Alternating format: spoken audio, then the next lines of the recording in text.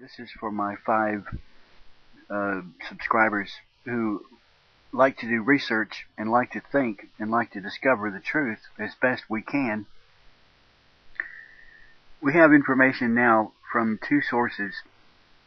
A defector from Romania named Pasipa, who defected during the Carter administration, has been in this country or in the West, and he has examined the documents brought over by another Soviet bloc, Matrokin, or something to that effect. I'm not sure if I'm pronouncing it right. And his documents are commonly called the Matrokin Archive. Pasipa examined those documents and put it together with his extensive knowledge and background in Soviet-style subversion, and has shed light on the assassination of JFK, and shed light on the disinformation campaign of the Soviet bloc during the 60s and 70s. This is relevant because it points to the origins of this horrid, disgusting 9/11 truth movement, they call it. So I'm going to call it that so you know what we're talking about. It began with JFK conspiracies. We know now that this disinformation was planted by the Soviet bloc espionage people. Pasipa is intimately acquainted with this campaign. He was practically in charge of it. We know now that the crowd of conspiracy weirdos in the United States who wildly speculated that, for example, JFK was actually killed by right-wingers inside the U.S. government connected with Richard Nixon. I am interested in the origins of these leftist loonies who since infiltrated the press and took over the press and have heavily infiltrated the U.S. government.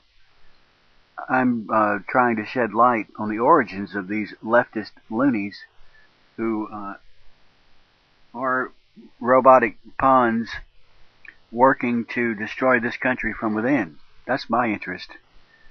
During the Clinton years, somebody prevailed upon Bill Clinton to release some formerly classified top secret documents. One of them was the Northwood or Northwoods documents. I can never remember if it's got an S on the end. And a crowd of leftist loonies associated with Bill Moyers of PBS and Morton Halperin, who was connected to the Pentagon Papers hoax back in the 60s. Leftist loonies, big time, whose son is now in charge of ABC News.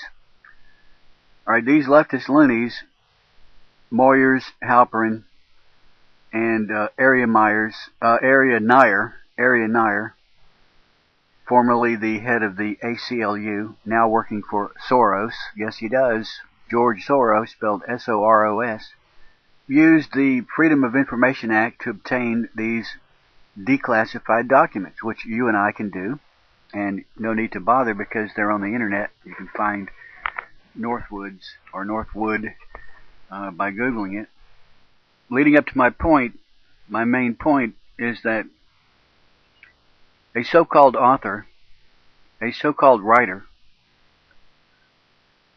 named James Bamford, B-A-M-F-O-R-D, merely obtained through the Freedom of Information Act, although he claims no connection with the National Security Archives, which is what these loonies decided to call their cardboard box of declassified documents that you and I can obtain.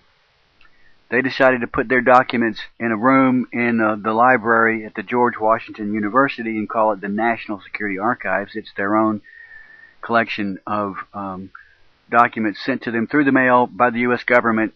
You know, they have no connections except most of them were inside the government at one time, and now they're inside the media and various NGOs, they call themselves, non-governmental organizations. Bamford simply used this one piece of paper signed by Limnitzer, Lyman Limnitzer. It's hard to say that. Lyman Limnitzer, who was chief of staff, chief of the Joint Chiefs of Staff under Kennedy. Limnitzer was a conservative, and he wanted to overthrow Castro.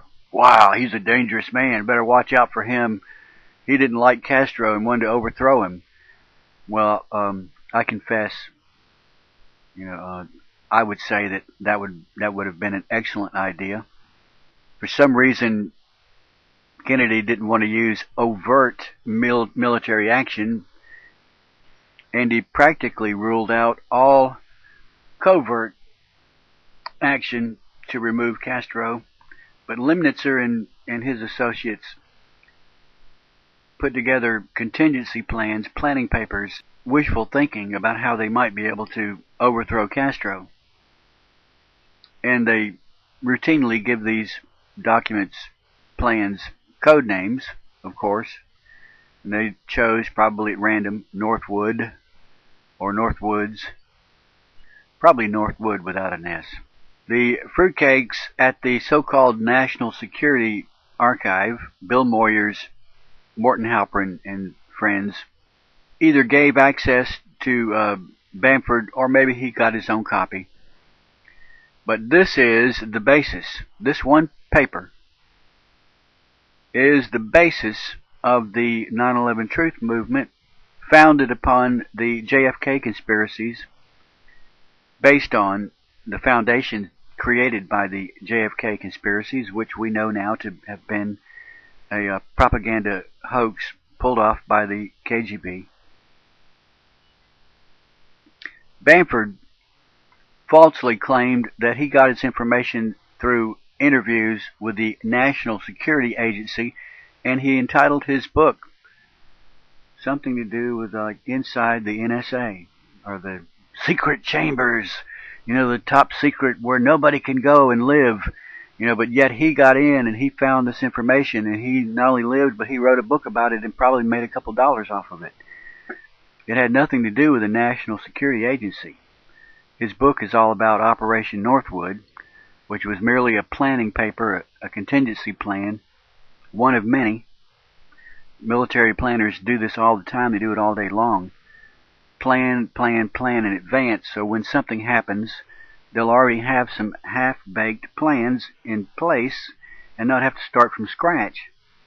They just pull out previously made plans out of the files, have a meeting, and go from there, so that they can take action in a matter of hours instead of days.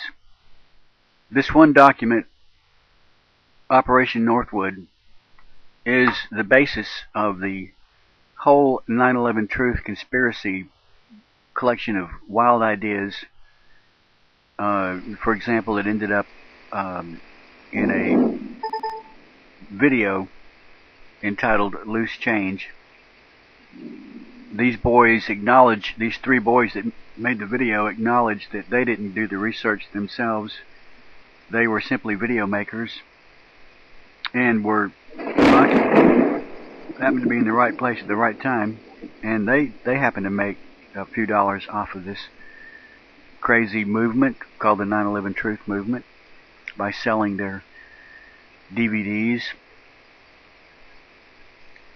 on the internet and selling t-shirts. The basis of all this was this one document, which probably is connected to this crowd that created the National Security Archive, Halperin, Moyers, and friends, all of them associated with Soros.